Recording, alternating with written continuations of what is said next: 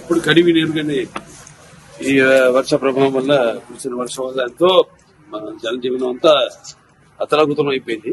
ఇక్కడ ఈ ప్రాంతం కూడా విజయవాడ అటు గుంటూరు. సో మనం కూడా చెప్పడం జరిగింది 50 సంవత్సరాలు పూర్తి చేసుకున్న సందర్భంలో ఇట్లా నాన్నగారి నుంచి కూడా ఎలా ఆయన ఎప్పుడు ఎటువంటి విపత్కర పరిస్థితి వచ్చినా రాష్ట్రాలకి అంటే ఇప్పుడు ఆంధ్ర తెలంగాణ కాబట్టి ఏ రాష్ట్రం అయినా ప్రాంతాలు వేరైనా మన అంతరంగాలు ఒకటేనన్నా యాసలు వేరుగా ఉన్నా మన భాష తెలుగు భాష అలా అన్నింటినీ కలిపారు ఎన్టీ రామారావు.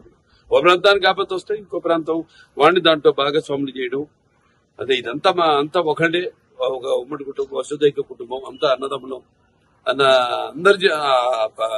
అందరిని ప్రభావితం చేసి వాళ్ళని అందరినీ ఆదుకునేలా అలాగే మేము కళాకారులు ఆయన్నే ఆదర్శంగా తీసుకుని అప్పటి నుంచి అంటే నేషనల్ డిఫెన్స్ ఫండ్ కానివ్వండి లేకపోతే మన ఉప్పెన కానివ్వండి దివిసీమలో లేకపోతే మన వేరే రాయలసీమ క్షామ నివారణ కోసం అయితేనేమి ఆయన అప్పుడు జోలి బట్టి మిగతా ప్రాంతాలన్నీ తిరిగి ఆయన అడుక్కోవడం జరిగింది డబ్బు.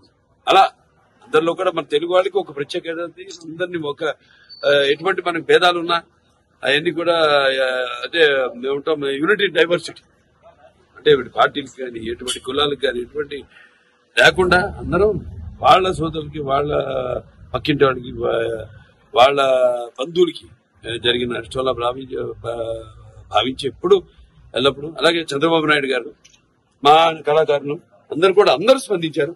వాళ్ళ సిద్ధు చంద్రబాబు గారు అయితేనేమి లేకపోతే విశ్వసేన్ గారు అయితేనేమి అలా చాలా మంది అన్నట్టు ఎవరికి వాళ్ళు షూటింగ్ లో వాళ్ళ పనులు ఉంటారు.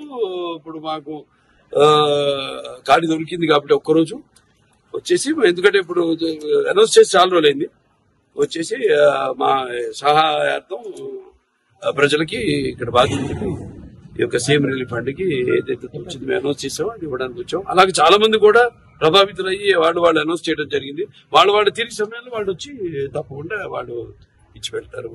వాళ్ళు ఏదైతే ఇద్దాం అనుకున్నారో ఏదైతే వాళ్ళు ప్రకటన చేశారు. అయినా ఇది లేనిపోని రచ్చ చేసి ఈ పేరు ఎందుకు లేని పేర్లు ఎత్తడం కూడా అనవసరం. ఏదో ఎంత హాస్యాస్పదం అంటే ప్రభుత్వం సృష్టించిందట ఈ వరదకి అంతకంటే హాస్యాస్పదం అంటే అదే అడిగితే ఏం మాట్లాడాలి మాకు తెలీదు. మనకు తెలుసు వాళ్ళ గురించి ఏం మాట్లాడాలో ఏం మాట్లాడకూడదు. అది దీంట్లో సాయం అందించిన చాలా మంది ఉన్నారు. అక్షయ్ వాడు ఉన్నారు. భోజనాలన్నీ అందరు కూడా ఇప్పటిదాకా 10 లక్షల ప్యాకెట్లు వాళ్ళ రోజుకి 2 లక్షల ప్యాకెట్లు వాళ్ళు కూడా ప్రభుత్వ సహాయ సహకారాలతో వాళ్ళు కూడా మంగళగిరిలో ఈ వంటగది పెట్టి వాళ్ళు ఎవరికి వాళ్ళు అందరూ కార్యకర్తలు అయితేనేమి నాయకులు అయితేనేమి అందరు కూడా దీన్ని ఒక విపత్తు దీని కింద కెలామిటీ కింద కేంద్ర ప్రభుత్వం దాన్ని గుర్తించి సహాయ సహకారాలు అందిస్తుంది ముందు